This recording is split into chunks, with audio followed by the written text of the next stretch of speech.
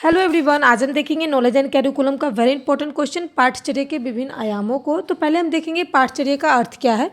तो वह संपूर्ण योजना है जिसके माध्यम से विद्यालय में विद्यार्थियों को ज्ञान प्रदान किया जाता है, कौशल, मूल्य और अनुभव प्रदान किए जाते हैं, जिसमें केवल किताबी ज्ञान ही नहीं बल्कि डिसिप्लिन और कई ऐसी गतिविधियां हैं जो उनको सिखाने के अनुभव भी मिलते हैं।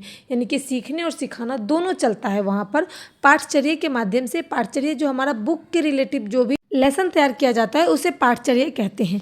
अब हम देखेंगे पाठ्यचर्या के विभिन्न आयाम कौन कौन से। पहला आयाम है ज्ञानात्मक आयाम।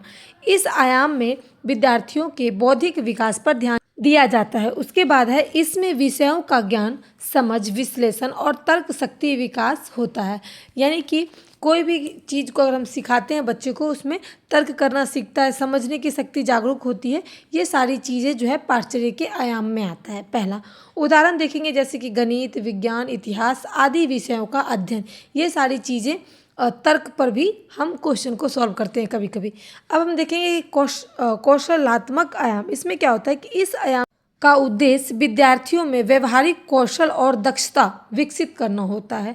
यानी कि विद्यार्थी के अंदर एक व्यवहारिक, जैसे कि बड़े छोटे का सम्मान करना, हमें किसके साथ कैसा व्यवहार करना चाहिए, ये सारी चीज़ें जो है विकसित होती है इस कौशल में। इसमें यह समस्या समाधान, रचनात्मक और कार्य करने की क्षमता को बढ़ाई जाती है। यानी कि कोई भी समस्या आपको बता दिया जाएगा, उसको समाधान आपको करना होगा। कोई भी कार्य दिया जाएगा उसको आपको करना है, जैसे कि प्रयोगशाला कार्य, प्रोजेक्ट वर्क, कंप्यूटर कौशल, यानी कि चार्ट वगैरह बनाना, कोई प्रोजेक्ट तैयार करना, कंप्यूटर से अंदर कोई पीपीटी तैयार करना। तो इस तरीके का कार्य जो है चलता रहता है। उसके बाद देखेंगे भावात्मक आयाम।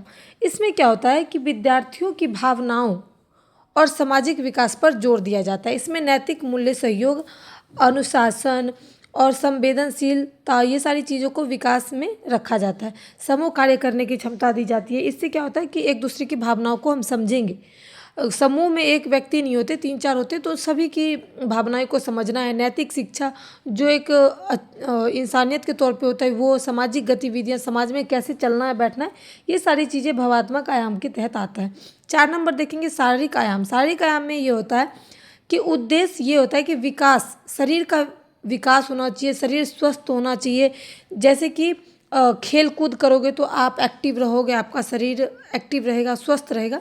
तो ये सारी चीज़ें शारीरिक आयाम के तहत आता है।